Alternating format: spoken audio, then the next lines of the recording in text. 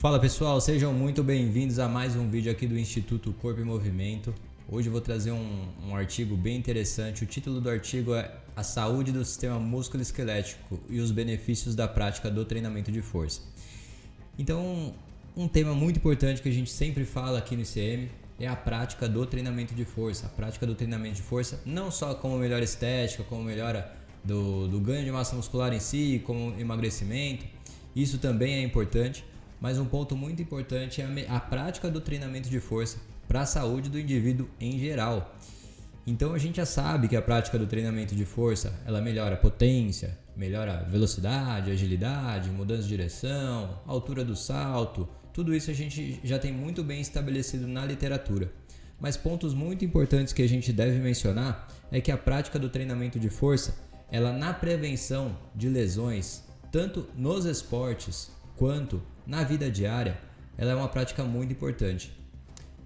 Um dos estudos dentro dessa revisão que eu encontrei e puxei aqui para falar para vocês, um dos estudos dentro dessa revisão mostrou que atletas mais fortes no exercício levantamento terra com barra hexagonal, que é aquela barra que a gente entra no meio dela para fazer o levantamento terra, os atletas mais fortes tiveram menores índices de lesões do que os atletas mais fracos.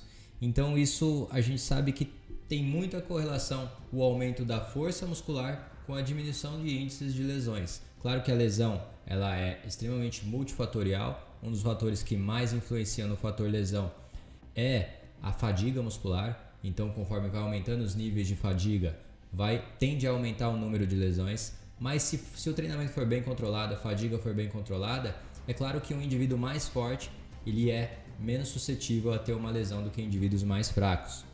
E outro dado bem interessante que eu trago aqui para vocês é que hoje em dia, antigamente a gente tinha aquele famoso número, né? A OMS recomendava 150 minutos de atividade física moderada ou 75 minutos de atividade física intensa.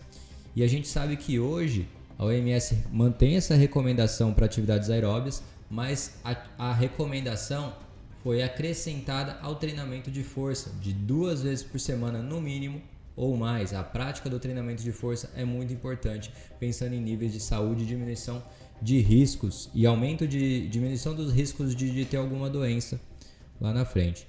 Então uma coisa muito importante que é o treinamento de força sozinho, ele foi capaz de reduzir em 21% a mortalidade em todas as causas. Então esse é um dado muito importante.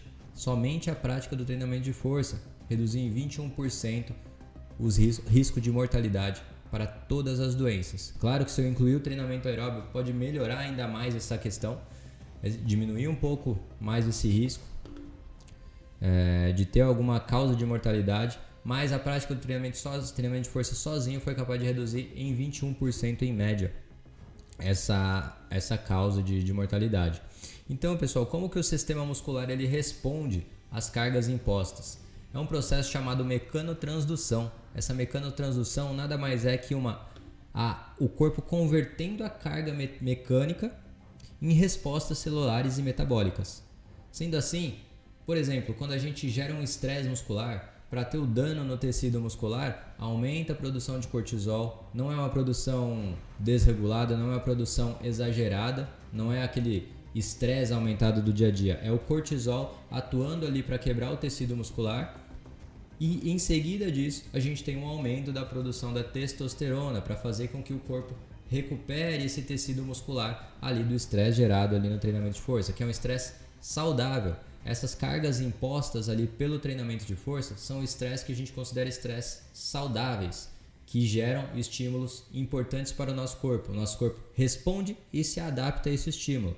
Então, basicamente, quando eu estou treinando, estou fazendo um exercício ali com 3, 4 quilos, eu vou progredindo e aumentando a carga, quer dizer que eu gerei um estímulo, gerei uma adaptação para esse estímulo e aí sim o meu corpo consegue responder de maneira mais eficiente a esse estímulo.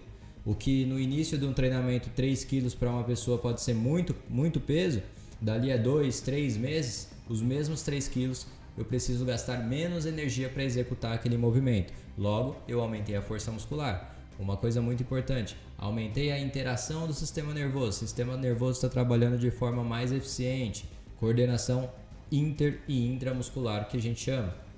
Então isso melhora a capacidade funcional também, diminuindo o meu gasto energético para aquelas atividades, com aquela determinada carga. Logo, se eu aumentei a força, as atividades diárias que eu vou executar ali no meu dia a dia se tornam mais fáceis. Eu gasto menos energia para fazer aquelas atividades que sejam mais simples ali no meu dia a dia.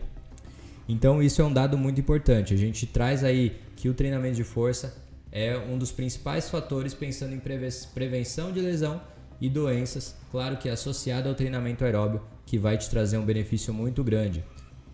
Outra coisa que é muito importante, que está associada à prática do treinamento de força, quando a gente envolve contração muscular, a contração muscular faz com que aumente a liberação de hormônios anti-inflamatórios. Então, se eu tenho, por exemplo, que é o que acontece muito, às vezes a pessoa tem dor lombar, se ela faz uma caminhada, por exemplo, ela já tem ação de hormônios anti-inflamatórios que ajudam a reduzir aquela dor lombar. Muita gente, é muito comum a gente ver, estava com dor lombar, fiz uma caminhada, deu uma melhorada, melhorei um pouquinho o meu sintoma de dor.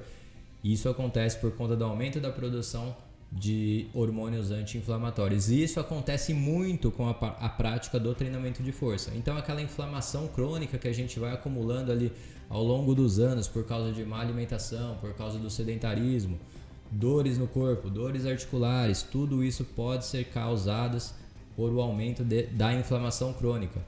E tudo isso pode ser resolvido ou pelo menos minimizado com a prática do treinamento de força, melhorando essa contração muscular, fazendo com que essa produção hormonal se torne mais eficiente, essa produção de hormônios anti-inflamatórios. Esses hormônios mais inflamatórios, eles são muito mais produzidos pelo tecido adiposo. Então, quanto maior é o meu tecido adiposo, maior a liberação de hormônios inflamatórios. Então tá aí, gente, um grande benefício da prática do treinamento de força.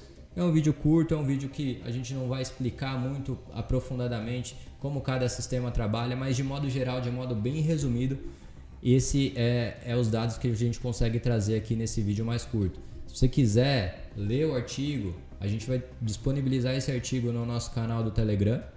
Para você acessar o canal do Telegram, entra no nosso Instagram. Lá dentro do link da bio, você vai ter acesso ao nosso grupo do Telegram. É um grupo mais focado em profissionais de educação física, profissionais de saúde. Lá a gente sempre manda algumas informações, principalmente relacionadas à área da saúde, aos nossos cursos. Então, no link aqui da descrição também a gente vai deixar esse canal do Telegram. Tá bom, pessoal? Então, fica aí a informação. Acho que informação relevante. Até o próximo vídeo. Continue aqui no Instituto Corpo e Movimento.